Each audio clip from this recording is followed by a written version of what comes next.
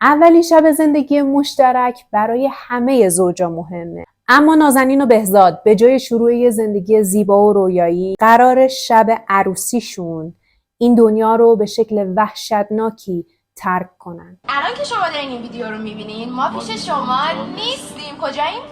قبل از شروع حتما لایک و سابسکرایب کن و تا آخرش با من باش. بریم به سال 97. یک روز پنجشنبه عصر 8 شهریور مصادف با عید قدیر. حمید یک مرد متأهله که ساکن منطقه نارمک تهرانه. به تازگی یک عروس و دوماد توی واحد بغلی حمید ساکن شدن که از قضا اون شب هم عروسیشون بوده. حمید طبق عادت لب پنجره میشست و سیگار میکشید و اون شب عروسی این زوج هم حمید مثل همیشه کنار پنجره نشسته بود و داشت سیگارش رو میکشید که متوجه میشه عروس و دوماد با ماشین عروس دارن وارد پارکینگ میشن و بعد از اینکه ماشین رو پارک میکنن وارد ساختمون میشن و حمید دیگه اونا رو نمیبینه. اما از فردای روز عروسیشون هیچ تماسی با خانواده هاشون نمیگیرن و هیچ کدوم از همسایه ها این زوج رو دیگه نمیبینن. خانواده ها اول فکر میکنن که خب این زوج الان نیاز به یک فضایی دارن که با همدیگه بتونن بیشتر خلوت کنن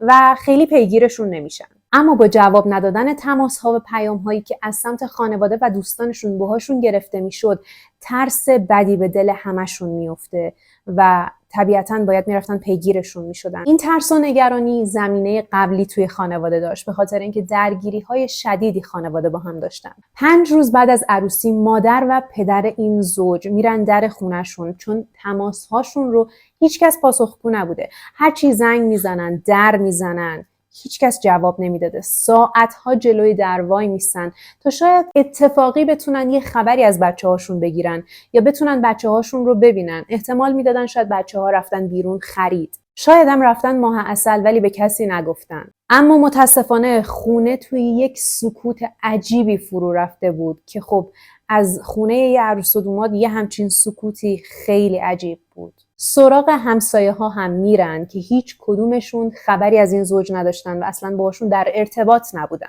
اما حمید همون مرد متأهلی که همسایه این زوج بود به پدر مادر این زوج میگه من شب عروسیشون این زوج رو توی ماشین عروس و دوماد دیدم که دارن وارد پارکینگ میشن و بعد از اینکه اون ماشین رو توی پارکینگ پارک کردن من دیگه این زوج رو ندیدم. حتی ماشین از پارکینگ هم خارج نشده و همچنان از اون روز توی پارکینگه. واقعیتش این بود که پدر نازنین به هیچ عنوان به بهزاد اعتماد نداشت به خاطر اینکه توی تحقیقاتی که قبل از ازدواج نازنین و بهزاد انجام داده بود متوجه شده بود که بهزاد یه رابطه‌ای قبل از آشنایی با نازنین داشته و توی این رابطه با دختری که آشنا شده بوده بهش وعده ازدواج داده بوده، احساساتش رو درگیر کرده بوده و بعد از اینکه نازنین رو میبینه رابطه‌اش رو با اون دختر قطع میکنه و اون دختر رو رها میکنه و بعد با نازنین رابطه‌اش رو شروع میکنه. برای همین نه تنها فکر میکرد بهزاد نمیتونه داماد خوبی برای اون و خانوادش باشه، حتی ترجیح میداد با دخترش هیچ دوستی و رابطه‌ای هم نداشته باشه. این پدر بعد از 5 روز وقتی میبینه هیچ خبری از دخترش نیست و هیچ کدوم از تماسهاش رو جواب نمیده میره پیش پلیس و همه این چیزا رو براش تعریف میکنه و احتمال میداده که بهزاد دست دخترش رو گرفته و دخترش رو برده یه جای دور. شاید هم دخترش رو زندانی کرده چون از این پسر هر چیزی برمیاد. پیش پلیس شکایت میکنه از بهزاد و به پلیس میگه که این پسر آدم نرمالی نیست، سابقه خوبی نداشته و من فقط به خاطر رضایت دخترم به ادامه این رابطه رضایت دادم و فقط براشون شرط گذاشتم در صورتی میتونین با هم رابطه داشته باشین و رفاقت کنین که انتهای این دوستی و رفاقت به ازدواج ختم شه. بهزاد بعد از اینکه میفهمه پدر نازنین از این رابطه ناراحته میره سراغ پدر نازنین و براش توضیح میده که چرا رابطه قبلیش رو کات کرده. به نظر پدر نازنین هم دلیل کات کردن بهزاد و اون دختری که قبلا توی زندگیش بوده کاملا منطقی بوده و به خاطر دخترش اجازه میده میگه باشه با هم رفاقت کنین اما آخرش باید با هم ازدواج کنید. اگر هدفتون ازدواج نیست اجازه ندارید با هم رفاقت کنید. پدر نازنین به پلیس میگه کاش من بهشون اجازه نمیدادم این رابطه رو ادامه بدن، اصلا براشون این شرط رو نمیذاشتم و همونجا کاری میکردم که رابطه این دو نفر با هم قطع شه که الان بعد از ازدواج دختر منو اینجوری نیست و نابود نکنه. من اصلا نمیدونم دخترم کجاست، شاید این پسر دختر منو زندانی کرده باشه. بعید نیست. 2 روزی میشد که توی خونه و پاسیوی حمید و چند تا از همسایه‌های دیگه بوی به شدت وحشتناکی پیچیده بود که اول همه همسایه‌ها فکر می‌کردن ممکنه بوی زباله یا شیرابه زباله باشه و بعد از چند روز این بو هی شدت پیدا کرد به حدی که صدای همسایه‌ها در اومده بود و واقعا نمیتونستن زندگی کنن یا در پنجره‌هاشون رو باز بذارن. یه بوی بدی شبیه به گوشت فاسد و بادوم تلخ. انقدر این بو شدید شده بود همسایه‌ها جلوی در خونه توی کوچه جمع میشن و با هم صحبت میکنن که جویاشن ببینن کسی میدونه منبع این بوی بد از کجاست. توی این صحبت‌ها یکی از همسایه‌ها اشاره میکنه و به بقیه میگه من چند سالی توی پزشک قانونی مشغول به کار بودم و این بو به شدت برای من آشناست.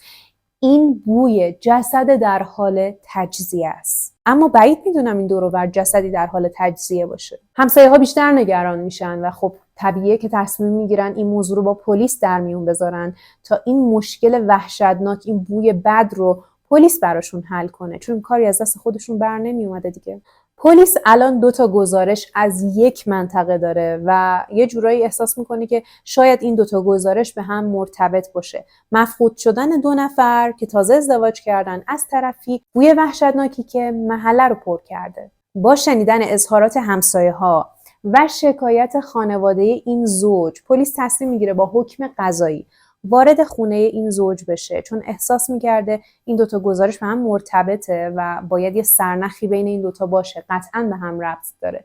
با حکم قضایی وارد خونه میشن تا از سلامت این زوج با خبر شن و خانواده‌هاشون رو در جریان بذارن. اما بعد از گرفتن حکم و ورود به خونه، وقتی وارد خونه میشن، موجی از بوی تعفن میخوره توی صورت نیروهای پلیس و اون لحظه همشون میدونستن که قرار نیست با یه خونه عادی و معمولی مواجه شن، دارن وارد صحنه جرم میشن، چون این بوی جسد در حال تجزیه است. جدا از این بو، به هم ریختگی خونه و علائمی مثل ورود به زور به منزل، شکستگی قفل در ورودی و هرز چرخیدن کلید، شکستگی هایی که روی شیشه های اتاق و پاسیو بود، باز بودن کمدها و در گاف صندوق خونه، به هم ریختگی شدیدی که توی خونه میشد دید. با وجود همه این علائم، خبرهای خوبی پشت این در برای نیروهای پلیس و این خانواده نبود.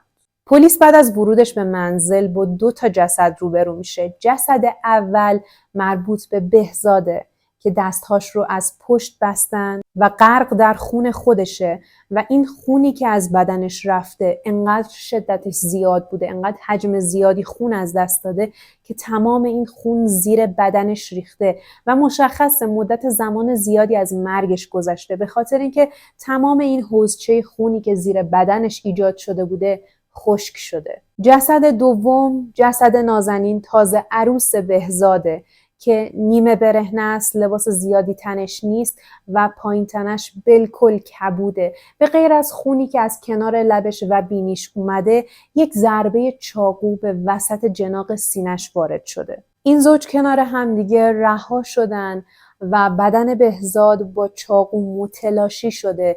بدن نازنین به غیر از اون کبودی هایی که داره الان دیگه در حال تجزیه شدنه. پلیس بعد از دیدن صحنه جرم و این همه مدارک متوجه میشه که این صحنه جرم نمیتونه کار یک نفر باشه و قاتلین 2 نفرن. توی گزارش اولیه بعد از اینکه اجساد رو میفرستن به پزشک قانونی، پلیس انگیزه قتل و انگیزه ورود به خونه رو سرقت تشخیص میده و توی گزارشش قتل رو به دلیل سرقت قید میکنه. تئوریشون این بوده که 2 نفر دزد وارد این واحد شدن و بعد از دیدن بهزاد و نازنین به خاطر اینکه ترسیدن اون 2 نفر رو کشتن. مادر و پدر این زوج وقتی وارد صحنه جرم میشن اعلام میکنن که تمام هدیه هایی که شب عروسی برای این زوج جمع شده بود و اونها با خودشون به خونه خودشون برده بودن نیست. به غیر از اون هم جواهرات عروسی این زوج مفقود شده. پس طبیعتاً دیگه اینجا پلیس قطعی میگه قصد ورود به خونه رو داشتن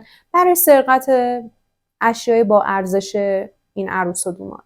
پلیس دیگه اینجا مطمئن شده که انگیزه قتل در واقع دزدی بوده، نه هیچ چیز دیگه ای. بعد از همه اینها پزشکی قانونی کار خودش رو شروع میکنه تا علت اصلی مرگ این زوج رو اعلام کنه. مرگ بهزاد بر اثر خونریزی شدیدی بوده که ضربات چاقو به بدنش وارد کرده بوده و طبیعی بوده بعد از دست دادن اون حجم از خون به کما بره و این دنیا رو ترک کنه. اما مرگ نازنین خیلی پیچیده بوده، چون پزشکی قانونی تعرض به نازنین رو تایید میکنه. نازنین به شکل وحشیانه‌ای مورد تعرض یکی از قاتلین قرار گرفته بود و اسپرم یکی از اون افراد توی واژنش پیدا شده بود. تازه عروس بهزاد یه جای سالم توی بدنش نداشت. به غیر از اینکه کل بدنش کبود بود، دچار شکستگی استخوان سینه و لگن هم شده بود. اما در نتیجه مرگ نازنین رو ایست قلبی ناشی از فشار شدید به قفسه سینه اعلام میکنن. یعنی فشار وحشتناکی به اون قفسه سینه اومده که هم استخونا رو شکونده، هم باعث ایست قلبی شده و همچنین یک ضربه چاقو به قفسه سینه‌اش وارد کردن. یعنی این همه فشار، خیالشون راحت نشده که این بنده خدا دیگه کارش تموم شده. برای اینکه خیالشون راحت شه، یا شاید از روی حرص و نفرت یه ضربه چاقو هم به قفسه سینه‌اش وارد کردن که دیگه تموم شه. پزشکی قانونی روز و ساعت مرگشون رو اعلام میکنه: 8 شهریور سال 97. دقیقاً شب عروسیشون. بعد از اینکه این زوج رسیدن خونه، این حادثه براشون اتفاق افتاده. بعد از شنیدن گزارش پزشک قانونی، خانواده هاشون به شدت برانگیخته میشن، عصبی میشن و از پلیس تقاضا میکنن به هر شکلی که شده قاتلین رو دستگیر کنن و بدترین مجازات رو براشون در نظر بگیرن. یک شب آرام رسید، یک شب بارانی رفت. پلیس تحقیقات محلی رو شروع میکنه، میره سراغ در و همسایه، کسایی که ممکن بوده بهزاد و نازنین رو اون شب یا قبل از اون شب دیده باشن یا باهاشون صحبت کرده باشن و سرنخهای خوبی هم از صحبت با 2 تا از همسایه ها به دست میارن. حمیدو که یادتونه، همون همسایه دیوار به دیوار نازنین و بهزاد. حمید میگه من اون شب این زوج رو سوار ماشین عروس و دوماد دیدم اومدن توی پارکینگ، بعدم رفتن توی واحدشون.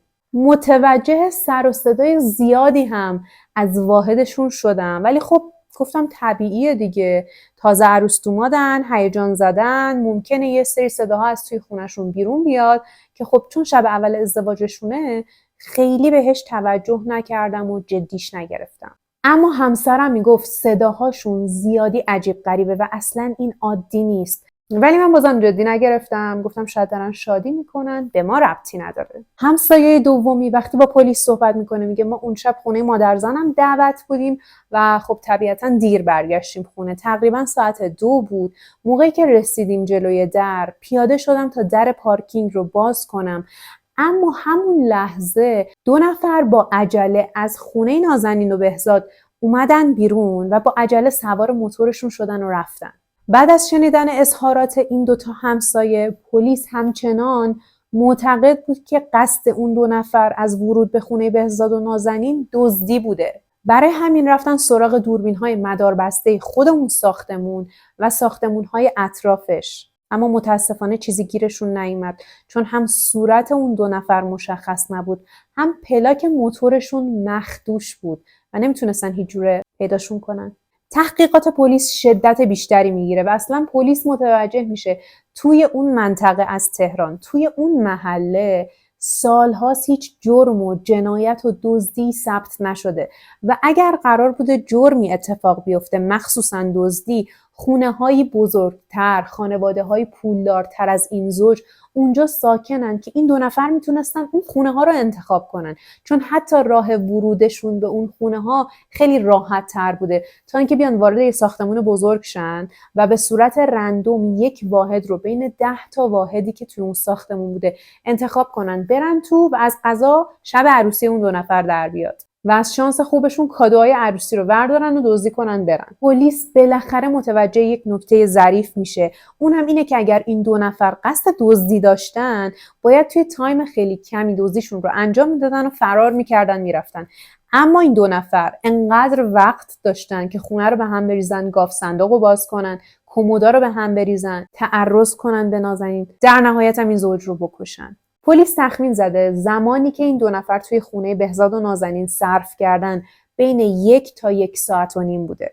همچنین پلیس در مورد روابط این زوج با دیگران، با دوستانشون، همکارانشون، حتی خانواده هاشون بیشتر کنجکاو میشه و برای همین خط تلفن هر دوتاشون رو میده برای کنترل و چک کردن تا بتونه سوابق مکالمه هاشون رو در بیاره و ببینه اینا با چه افرادی در تماس بودن. طی این تحقیقات مشخص میشه که تا 1 هفته قبل از عروسی بهزاد و نازنین، بهزاد با یک شماره ناشناس مدام در ارتباط بوده.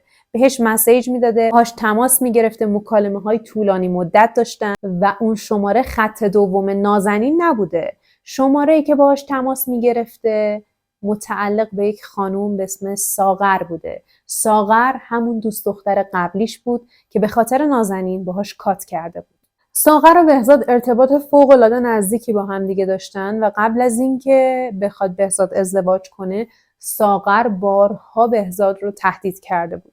بهزاد رو تهدید میکرد که به زودی میرم به نازنین میگم که هم با من در ارتباطی هم با نازنین. پلیس همه مسیج های ساغر رو بررسی میکنه و متوجه میشه از یه تاریخی به بعد رنگ و بوی مسیج هایی که ساغر برای بهزاد میفرستاده عوض میشه و یه لحن تهدید آمیزی پیدا کرده و داشته مدام این پسر رو تهدید میکرده که حق نداری با من این کار رو بکنی، همین الان اون دختره رو ول میکنی برمیگردی پیش من، تو به من قول داده بودی، ما با هم خوب بودیم، باید اونو ول کنی با من ازدواج کنی. مگه اون چی داره که من ندارم؟ من که همه کار برات کردم. حق نداری با اون ازدواج کنی. اگه با من ازدواج نمی کنی با اونم حق نداری ازدواج کنی. اگر ولش نکنی میکشمت. پلیس بعد از دسترسی به این پیام ها یک مظنون خوب پیدا کرده بود که کلی مدارک ازش داشت مبنی بر این که بهزاد رو تهدید به مرگ کرده. خب طبیعتا ممکنه کار خودش باشه. برای ساغر احضاریه ارسال میشه تا بیاد و بازجویی شه، اما موعدش میرسه و ساغر اصلا به پلیس مراجعه نمیکنه. همین شک پلیس رو بیشتر میکنه و ساغر رو تحت نظر میگیرن و یه روز که ساغر از خونه میاد بیرون به قصد اینکه بره پیش دوستش توی هفته تیر تهران مغازه داشته. موقعی که میره در مغازه دوستش پلیس میبینه بهترین شرایط برای دستگیریشه، چون با وجود اینکه براش احضاریه فرستادن نرفته پیش پلیس. پلیس میره توی مغازه و ساغر رو دستگیر میکنه و به اداره پلیس منتقلش میکنه برای بازجویی اولیه. طی بازجویی اولیه ساغر خودشو میزنه به اون راه که من اصلا بهزادو نمیشناسم. بعد از اینکه قبول میکنه بهزادو میشناسه میگه من اصلا باهاش ارتباط ندارم، ما الان 1 ساله که با هم در ارتباط نیستیم، من اصلا ازشون خبر ندارم که هیچ، رابطه ما خیلی وقت تموم شده. اما بعد از اینکه 1680 صفحه مکالمات ماه آخر ساغر و بهزاد رو میذارن رو میز جلوی ساغر دیگه ساکت میشه و بعد از چند دقیقه خودش زبون باز میکنه و یه سری چیزا تعریف میکنه. ساغر میگه بیشتر از 2 سال بود که با بهزاد دوست بودم. هفته اولی که با بهزاد دوست شدم بهزاد مدام در مورد خواستگاری و ازدواج با من صحبت میکرد. واقعا قصدش ازدواج با من بود، ولی من همش بهش میگفتم ما همدیگر رو نمیشناسیم، یکم به خودت و من زمان بده تا بیشتر با هم آشناشیم. الان برای حرف زدن از ازدواج خیلی زوده. سعی کردیم بیشتر با هم وقت بگذرونیم تا بتونیم بهتر همدیگر رو بشناسیم. ما کل روزای هفته رو با هم میگذروندیم. رابطمون هم خیلی خوب داشت پیش میرفت. اما خانواده من از رابطه ما بیخبر بودن. من 2 سال دور از چشم خانوادم و برادرم رابطمون رو پیش بردم، چون برادرم به شدت غیرتی بود. بهزاد توی این 2 سال هر جوری که دلش خواست از من سوء استفاده کرد و از من لذت برد. آخرشم با پیدا کردن نازنین که اصلا نمیدونم از کجا سر و کلش پیدا شد اومد وسط رابطه ما، تصمیم گرفت ازدواج کنه. اون مثل که آشغال منو انداخت دور، رفت چسبید به نازنین. بعد از چند ماه هم آشنایی با نازنین یهویی تصمیم گرفت باش ازدواج کنه. چند باری بعد از پایان رابطمون بهزاد رو دیدم و ازش خواستم برام توضیح بده که چرا دیگه منو نمیخواد، چرا داره میزنه زیر قول و قرارایی که با هم دیگه گذاشته بودیم. باید حداقل علتش رو به من توضیح میداد. اما اون هر سری به یه بهانه‌ای منو میکشید بیرون، باز ازم سوء استفاده میکرد و دوباره ولم میکرد، میرفت پیش نازنین. توی همین روزا بود که برادرم سهراب که به شدت روی من غیرتیه متوجه شد من خیلی سر کیف نیستم، حال روحیم اصلا خوب نیست و دارم مدام گریه میکنم. پاپیچ من شد تا ببینه من برای چی انقدر حال روحیم خرابه. وقتی براش تعریف کردم قاطی کرد، گفت مادرش رو به عزاش میشونم، حق نداشته ناموس منو بازی بده. و بعدش آدرس و مشخصات بهزاد رو کامل ازم گرفت و رفت. بعدش هم هر وقت کنار هم نشستیم به هیچ عنوان دیگه در مورد بهزاد و اتفاقایی که افتاده بود با هم صحبت نکرد. ساغر میگفت به گوشم رسیده بود که بهزاد و زنش کشته شدن، اما فکر نمی کنم کار برادر من باشه. پلیس الان تمام اطلاعات سهراب رو که مظنون قتل بهزاده از ساغر میگیره و طی یک عملیات میرن دستگیرش میکنن و کت بسته میارنش اداره پلیس برای بازجویی. سهراب توی بازجویی ها اصلاً حرف نمیزده، یعنی سکوت مطلق بوده. انقدر رو بهش فشار میارن تا بالاخره یه چیزایی میگه. سهراب میگه نمیتونستم قبول کنم اون بی همه چیز با ناموس من بازی کنه، بعد بره برای خودش یه زندگی شاد و خوشحال با یه دختر دیگه تشکیل بده. داشت جوری رفتار میکرد که انگار اتفاقی نیفتاده. برای همین تا انتقام نمیگرفتم آروم نمیشدم. یه روز داستان رو برای رفیق صمیمیم فرهاد تعریف کردم. فرهاد بهم گفتش که کاری نداره، یه نقشه درست و حسابی میکشیم، پدرش رو در میاریم. فرهاد گفت صبر کن، عروسیش نزدیکه، دقیقاً شب عروسیش نقشمون رو اجرا میکنیم. شب عروسی بعد از اینکه بهزاد و زنش میرن توی خونه، همون موقع فرهاد و سهراب توی کوچه روبرویی کمین کرده بودن که چراغای واحد اینا خاموش شه تا اینا بتونن سریع و راحت برن وارد آپارتمان شن. اما میگه موقعی که داشتیم وارد واحد میشدیم صدای قفل در بهزاد رو به سالن کشید. منم از فرصت استفاده کردم، با چاقویی که تو دستم بود 2 ضربه به شکمش وارد کردم. بعد با چسب پهن دهنش رو بستیم و چسب و 3 دور سرش چرخوندم. بعد رفتیم سراغ دستهاش و دستهاش رو پشت کمرش چسب زدیم. بعد 3 تایی وارد اتاق خوابشون شدیم. بهزاد رو انداختیم گوشه اتاق. با اینکه داشت خون ریزی میکرد سعی میکرد داد بزنه، اما خب چسب روی دهنش بود، نمیتونست. تا وارد اتاق شدیم نازنین با دیدن ما و شوهرش توی اون وضعیت شروع کرد به جیغ زدن و فریاد زدن، مدام کمک میخواست. برای همین بازوشو محکم گرفتم و یه دونه زدم توی گوشش و بهش گفتم ببین اگر صدات در بیاد شوهرتو جلوی چشمات میکشم. اونم خودشو جمع جور کرد و نشست یه گوشه تخت. من فقط میخواستم حال بهزادو جا بیارم و یه زهر چشمی ازش بگیرم، اما فرهاد قصد دیگه‌ای داشت که من اصلا نمیدونستم. فرهاد قصد دست درازی به نازنین رو داشت. چند باری تلاش کرد بره به سمت نازنین و من جلوش رو گرفتم. گفتم قرارمون این نبود، ما فقط قرار بود یه زهر چشم بگیریم، این دیگه واقعا نامردیه. اما فرهاد بهم گفت نامردی کاریه که این بهزاد بیناموس با خواهر تو کرده و حالا اومده این دختر هرزه رو گرفته، باید تاوان کارشو بده. منم راضی شدم. راست میگفت، ناموس من لکه‌دار شده بود. وقتی بهش فکر میکردم آتیش میگرفتم. برای همین از اتاق اومدم بیرون و خودم رو یه جوری سرگرم کردم. شروع کردم به گشتن دنبال وسایل با ارزش، پول، طلا یا هر چیزی که ارزش بردن از خونه رو داشت که بعداً پلیس اومد شک نکنه به چیزی و فکر کنه برای دزدی اومدیم. پلیس هم دقیقاً همین فکر رو کرد. سهراب میگه فرهاد توی شب عروسی بهزاد به تازه عروسش تعرض کرد، لباسهای نازنین رو توی تنش پاره کرده بود و جلوی چشم شوهرش بهش دست درازی کرد. من صداهای زیادی از اتاق میشنیدم که واقعا آزاردهنده بود، اما وجدانم بهم میگفت حقشونه. سر و صداها شدت بیشتری گرفت و من رفتم سمت اتاق تا ببینم چه اتفاقی داره میفته که دیدم بهزاد داره تلاش میکنه دستهاشو باز کنه و دستهاش رو تقریبا نیمه باز کرده بود و دور گردن فرهاد انداخته بود و داشت تلاش میکرد فرهاد رو خفه کنه. از طرفی نازنین زیر فرهاد بود و فشار به شدت زیادی داشت به بدن اون دختر میومد. این 2 نفر افتاده بودن روی نازنین و نازنین داشت زیر این 2 نفر له میشد. توی یک لحظه تصمیم آنی گرفتم، چاقویی که با خودمون برده بودیم و برداشتم و رفتم از پشت به بهزاد چندین ضربه چاقو زدم تا بتونم بهزاد رو از روی فرهاد بلند کنم و فرهاد رو نجات بدم. اما وقتی بهزاد رو بلند کردم تازه متوجه شدم فرهاد با این دختر چه کار وحشتناکی کرده. اینقدر وحشیانه به قفسه سینه و لگن این دختر فشار آورده بود که مشخص بود نازنین چند دقیقه‌ای هست که تموم کرده. برای اینکه اطمینان پیدا کنه که نازنین مرده، یه ضربه چاقو به وسط قفسه سینه‌اش وارد کرد و سریع از خونه فرار کردیم و رفتیم.